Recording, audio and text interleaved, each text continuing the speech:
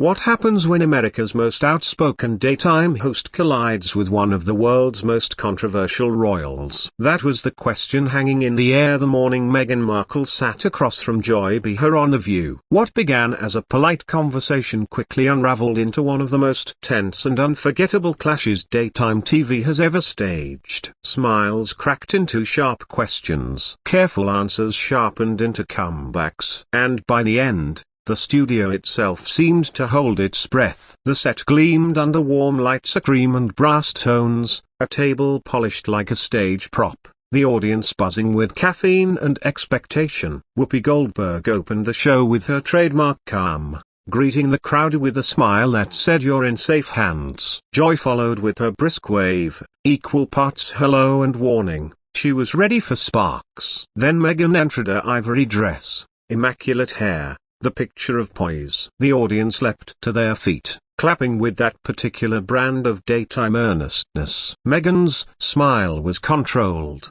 graceful, rehearsed just enough to look natural. The early minutes were soft. California life, children, projects. Meghan spoke of sunshine and community. Sarah cracked a joke about Nancy Meyer's movies. The crowd laughed. But Joy didn't. She was watching, tilting her head in that way that said she was searching for cracks in the porcelain. And then the shift came. Joy asked what it really felt like to live in America. Was it easier because the press here was friendlier than in the UK? The air tightened. Meghan's lashes flicked. Her reply was velvet and steel. California isn't a consolation prize. It's a choice. The tension built. Joy prodded about Harry's absence, about rumors, about optics. Meghan countered with composure, insisting gossip wasn't her responsibility. Whoopi tried to steer the conversation toward Meghan's digital literacy project, but Joy pulled it back, pressing harder. Netflix deals, money, the crown. Meghan didn't falter. Some folks should find hobbies, she said coolly when accused of chasing bigger checks. Investing in stories that uplift isn't greed, it's strategy. By the second break, the atmosphere felt brittle. Questions about narrative, privacy, children, even humor had all carried an edge. Audience reactions swung between nervous laughter and audible gasps. Joy kept circling back to the crown, refusing to let it go. Meghan finally drew the line. Maybe stop asking me about it. The exchange froze the room. Whoopi called for a break early, her voice the only buffer between two women now locked in open combat. Even during commercial, the tension didn't lift. Meghan sat rigid, eyes fixed ahead. Joy reshuffled her cards, jaw set. The crew moved around them carefully, as though stepping across broken glass.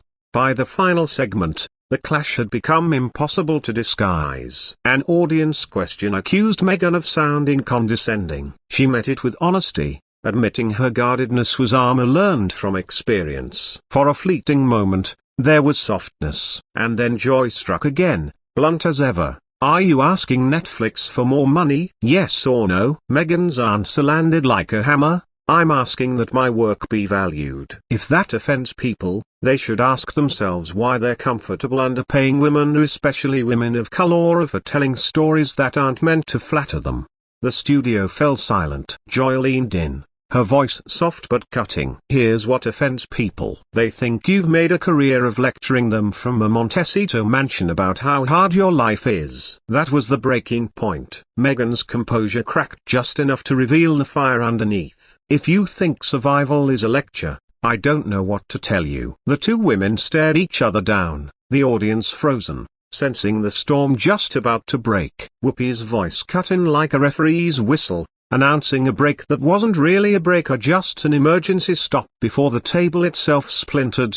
The cameras faded to commercial, but the tension didn't. Everyone in that studio, hosts, producers, audience who understood the truth daytime TV usually hides. Some stories don't fit neatly into segments. Some burn right through the script, leaving nothing but the wreckage of a conversation too raw to be contained.